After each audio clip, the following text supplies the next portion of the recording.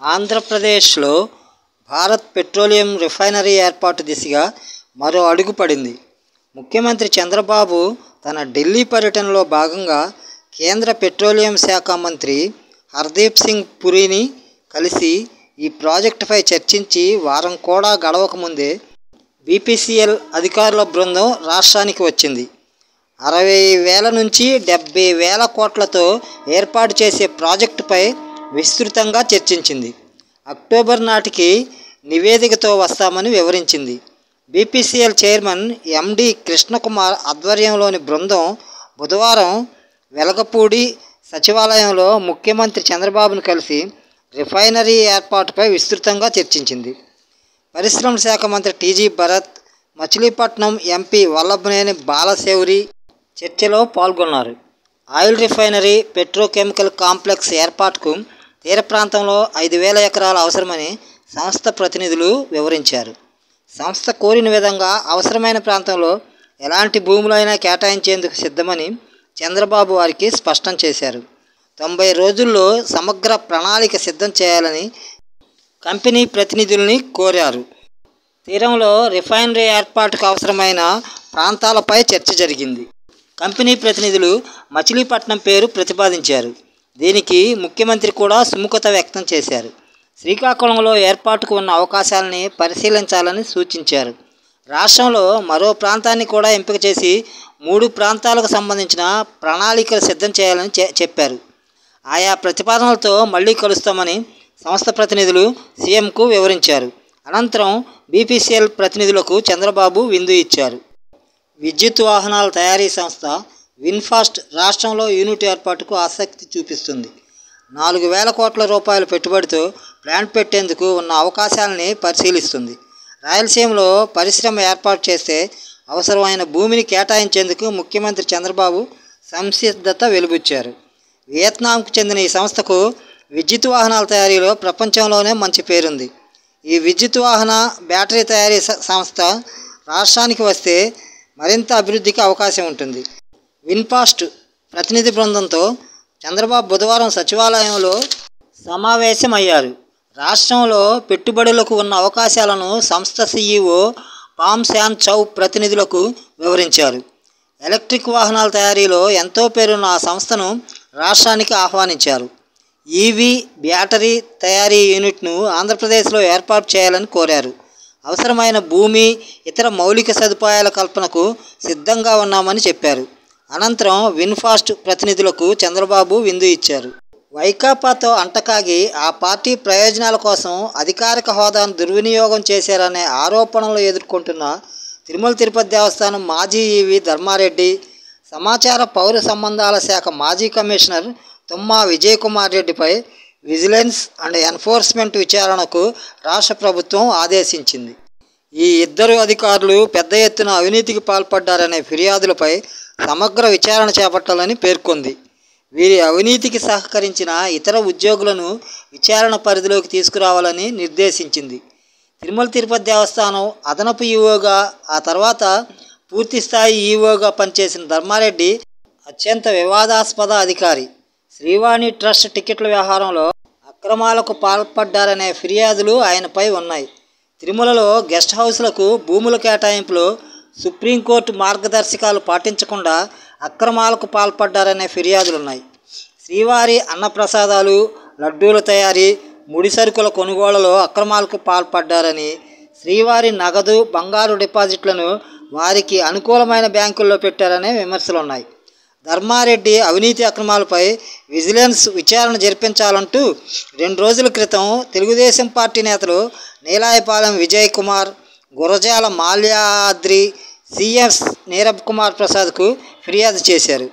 తిరుమల తిరుపతి దేవస్థానం budget civil పనుల కోసం ఏటా 250 నుంచి 350 కోట్ల రూపాయల వరకే గతంలో కేటాయించేవారు.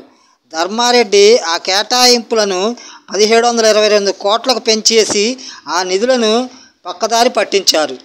సివిల్ పనుల పేరిట అక్రమాలకు పాల్పడ్డారు. వైకాపా నాయకులు, వ్యాపారవేత్తలకు అక్రమంగా దర్శనం టికెట్లు కేటాయించారు. రాజకీయ సిఫార్సుల ఆధారంగానే తిరుమల తిరుపతి దేవస్థానంలోని వివిధ విభాగాల్లో సలహాదారులు, ఉద్యోగులను నియమించారు. తిరుమల తిరుపతి దేవస్థానం బోర్డు నిర్ణయాలేవి వెబ్సైట్లో పెట్టకుండా అక్రమాలకు పాల్పడ్డారు. నిబంధనలు అతిక్రమించి తిరుపతిలోని పలు రోడ్ల నిర్మాణానికి తిరుమల తిరుపతి దేవస్థానం నిధులు వినియోగించారు. తిరుమల కాంప్లెక్స్ 5 యాత్రా సదన్ నిర్మాణంలో 98 కోట్లు కమిషన్ల రూపంలో పక్కదారి పట్టాయి. ఆసుపత్రుల నిర్మాణానికి 1 కోటి నుంచి 1.5 కోటి విరాళమిచ్చే భక్తులకు ఉదయాస్తమాన సేవా టికెట్లు కేటాయించి భారీ కుంభకోణానికి తెరలేపారు. వీటన్నిటిపైన విజిలెన్స్ విచారణ చేపట్టనుంది. వైకాపా హయాంలో సమాచార పౌర సంబంధాల శాఖ కమిషనర్గా పనిచేసిన విజయకుమార్ రెడ్డి ఆ శాఖలో పెద్ద ఎత్తున అవినీతికి పాల్పడ్డారని పాత్రికేయ సంఘాల ప్రతినిధులు ప్రభుత్వానికి ఫిర్యాదు చేశాయి. ప్రకటనల జారీ సహా అనేక అంశాల్లో అక్రమాలు చేశారంటూ వివరాలు సమర్పించాయి. వీటన్నింటిపైన విజిలెన్స్ విచారణ చేపట్టాలని ప్రభుత్వం ఆదేశించింది. పోలవరం ప్రాజెక్టులో ప్రధాన డ్యాం ప్రాంతంలో ఉన్న సీపేజీని పూర్తిగా నిరోధించడం అసాధ్యమని విదేశీ నిపుణుల బృందం తేల్చి చెప్పింది. ప్రధాన డ్యాం ప్రాంతంలో పనులు చేసుకోవాలంటే ఆ నీటిని కొంత గ్రావిటీ ద్వారా బయటకు పంపాలని పేర్కొంది. మిగిలిన నీటిని పంపుల ద్వారా ఎత్తివేయడమే మార్గమని తేల్చి చెప్పింది. ప్రధాన డ్యాం ప్రాంతంలో పనులు చేసుకోవాలంటే +17 మీటర్ల కన్నా దిగువకు మాత్రమే సీపేజ్ నీటిని అనుమతించాలని, అంతకు పైన ఉన్న నీటినంతా బయటకు పంపాల్సిందేనని స్పష్టం చేసింది. విదేశీ నిపుణుల బృందం ప్రాథమిక నివేదికను సమర్పించింది. విడాకులు తీసుకున్న ముస్లిం మహిళలు భరణానికి అర్హులేనని సుప్రీంకోర్టు కీలక తీర్పునిచ్చింది. సిఆర్పిసి సెక్షన్ 125 వీరికి వర్తిస్తుంది. ఇది లౌకిక నిబంధన. దీనికి మతంతో సంబంధం లేదు. 1986 నాటి ముస్లిం మహిళల చట్టం ఇందుకు అడ్డురాదు. భరణాన్ని దానంగా చూడకూడదు, అది స్త్రీల హక్కు అని సుప్రీంకోర్టు తీర్పు చెప్పింది. విద్యాశాఖలో వైకాపా ప్రభుత్వం మిగిల్చిన బకాయిలు కొత్త ప్రభుత్వానికి గుదిబండగా మారాయి. పాత బాకీలన్నీ తీర్చి కొత్త కార్యక్రమాలు నిర్వహించడం కూటమి ప్రభుత్వానికి సవాలుగా మారింది.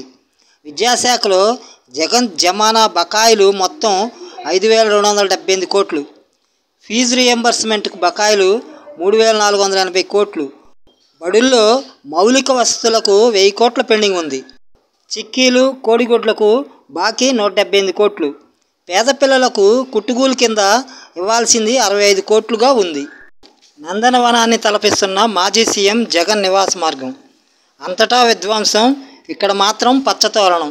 విశాఖ ఆంధ్ర యూనివర్సిటీలోని జనాభా పరిశోధన కేంద్రంలో గతేడాది డిజిటల్ బోర్డులు ఏర్పాటు చేశారు. దేశం, రాష్ట్ర జనాభా ఎంత అనే వివరాలు ఎప్పటికప్పుడు వీటిపై కనిపిస్తుంటాయి. ఈ నెల 11న జనాభా దినోత్సవం నేపథ్యంలో బుధవారం సాయంత్రం 6 గంటల సమయంలో డిజిటల్ తెరలపై కనిపించిన అంకెలివి. అధికార కార్యకలాపాలతో బిజీగా ఉండే రాష్ట్రపతి ద్రౌపది ముర్ము బుధవారం కాసేపు రాకెట్ చేతపట్టారు. ప్రముఖ బ్యాడ్మింటన్ క్రీడాకారిణి సైనా నెహ్వాల్తో కలిసి ఆమె రాష్ట్రపతి భవన్లో సరదాగా బ్యాడ్మింటన్ ఆడారు. భారతీయ జనతా పార్టీ విద్యా వ్యతిరేక విధానాల వల్ల దేశంలోని యువత మొత్తం నిరాశలో కూరుకుపోయిందని, వారి భవిష్యత్తు అనిశ్చితిలో పడిందని లోక్సభలో ప్రతిపక్ష నేత రాహుల్ గాంధీ పేర్కొన్నారు.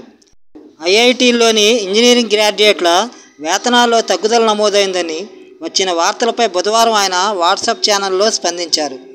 ఆర్థిక వ్యవస్థ నెమ్మదించిన కారణంగా దేశంలోని ప్రతిష్టాత్మక వర్సిటీల్లోని విద్యార్థులు ఇబ్బందులు ఎదుర్కొంటున్నారు. నియామకాల్లో కోత పడుతుంది. వార్షిక వేతన ప్యాకేజీలు తగ్గుతున్నాయి. నిరుద్యోగం గరిష్ట స్థాయికి చేరింది. 2022లో 19% నిరుద్యోగులకి ప్లేస్మెంట్లు దక్కలేదు. ఈ ఏడాది ఆ సంఖ్య రెట్టింపై 35% మంది ఉద్యోగాలను పొందలేదు. దేశంలోని ప్రతిష్టాత్మక సంస్థల్లోనే ఈ పరిస్థితి ఉంటే మిగిలిన వాటి సంగతి ఏంటి అని రాహుల్ ప్రశ్నించారు.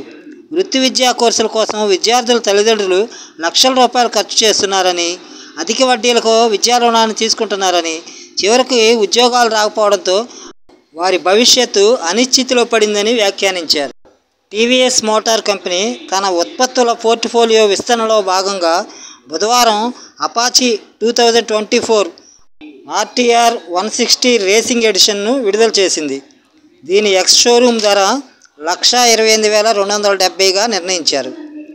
ఇది exclusive matt black colour, red alloy wheels, 3 ride మోడ్లు అనగా స్పోర్ట్స్, అర్బన్, రెయిన్ మోడ్లు, digital liquid crystal display cluster, LED head, tail lamps వంటి ఫీచర్లతో అందుబాటులో ఉంది. ఇవి ఈనాటి ఏపీ వార్తలు.